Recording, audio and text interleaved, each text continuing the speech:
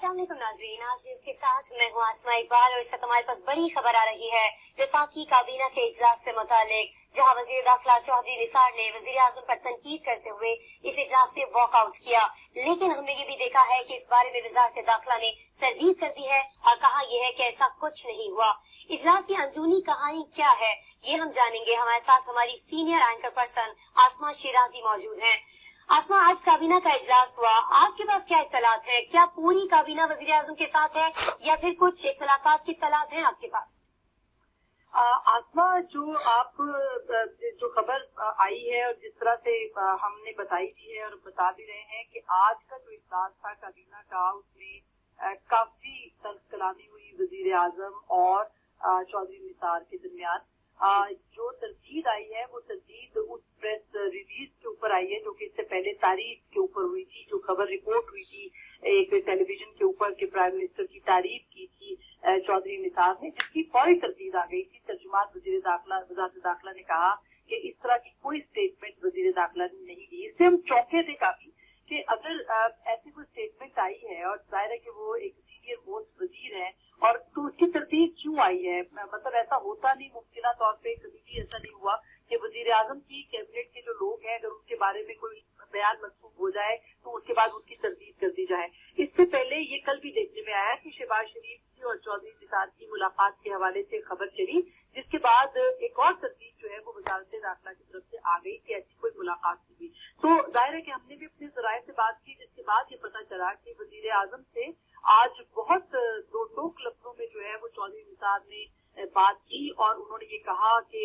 उनके बारे में बहुत बातें की जा रही हैं कि वो पार्टी को डिफेंड नहीं कर रहे, और उन्होंने अपनी लॉयल्टी के हवाले से और अपनी जो वफादारी है उसके हवाले से एक लंबी चौड़ी तकरीर भी वजीर आजम और काबीना के सामने की। और उन्होंने ये कहा कि मैं हर मुश्किल वक्त में अपनी पार्टी के साथ खड़ा रहा हूँ, उसके बावजूद मेरे बारे में तनकीद की जा रही है। और ये उसी तनाजुर में था जिस तनाजुर में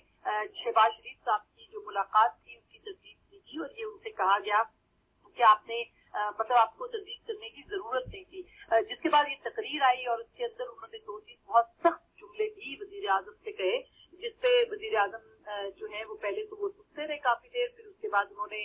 चौधरी निसार साहब से ये कहा कि आप बहुत सीनियर आदमी हैं, आपको ये चाहिए था कि अगर आपको कोई शिकवा है, कोई गिला है, कोई प्रॉब्लम है तो आप अलग से बात करते। ये फोरम ऐसा नहीं है कि जिसपे खड़े होकर आप अपनी पर्सनल एक्सप्लेनेशन जो है वो दें या जो आपकी जाती वजाहत है वो यहाँ पे हो। जिसके बाद चौधरी निसार अली खान जो है वो उन्होंने ना सिर्फ पाँव पटका बल्कि वो जो काबीना की मीटिंग है उसको अधूरा छोड़ के वहां से चले गए और उनको रोका नहीं गया, किसी ने भी उनको रोका नहीं है इस सूरत हाल में जब वो गए हैं। काबीना के अंदर जो तकसीम है उसके ऊपर तो बहुत बात हो रही है, लेकिन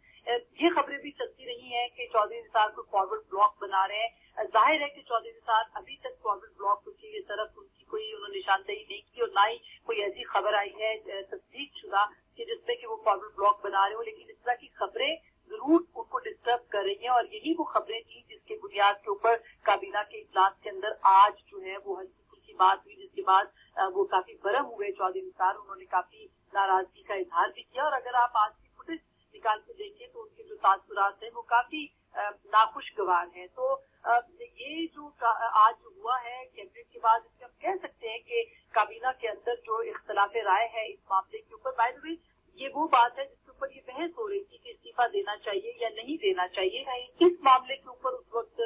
काबीना के अंदर बात हो रही थी जब चौधरी निसार साहब ने अपने हवाले से एक्सप्लेनेशन देना शुरू की और उसके बाद वजीर आजम ने उनसे ये बात कही कि आपको